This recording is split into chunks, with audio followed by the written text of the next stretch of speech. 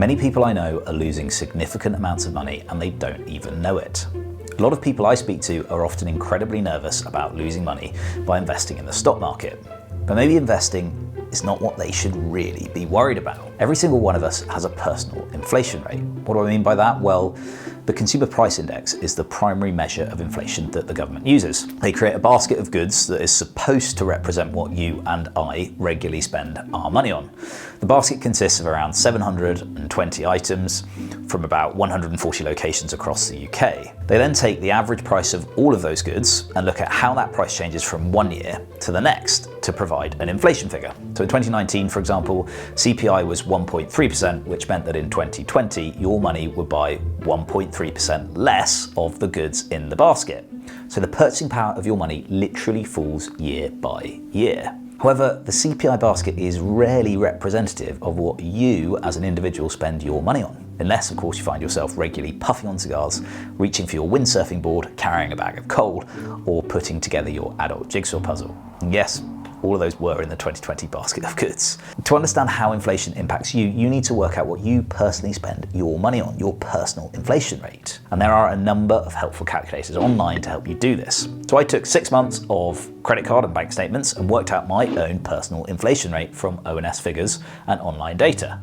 Interestingly, it was 3.69%, far higher than the CPI rate. And I wouldn't say my spending patterns are particularly unusual or lavish. And in fact, most people tend to find that it's a lot higher than CPI. So what does this actually mean?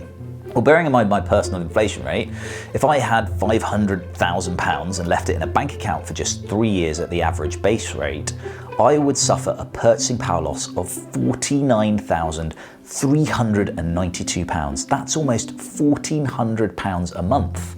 Now, if you're watching that money fly out of your bank account, you'd be horrified. But simply because the number stays the same on your screen, we don't give it any real consideration when trying to make informed decisions about our money. It's this reason why almost every economic theory suggests that not investing or failing to put your capital to work will nearly always cause the greatest loss to an investor. This is also rooted in behavioral economics around something called loss aversion theory. And instead of calling it investing, I said to you, you have two options. Either option one, guaranteed loss, or option two, potential short-term loss for possible and likely long-term gain. Everyone would always pick option two. In fact, it would seem entirely illogical to pick option one. Yet option one is simply cash, which many of us view as safe. You see, loss aversion theory in economics has identified that humans psychologically feel loss almost twice as much as the pleasure of gaining.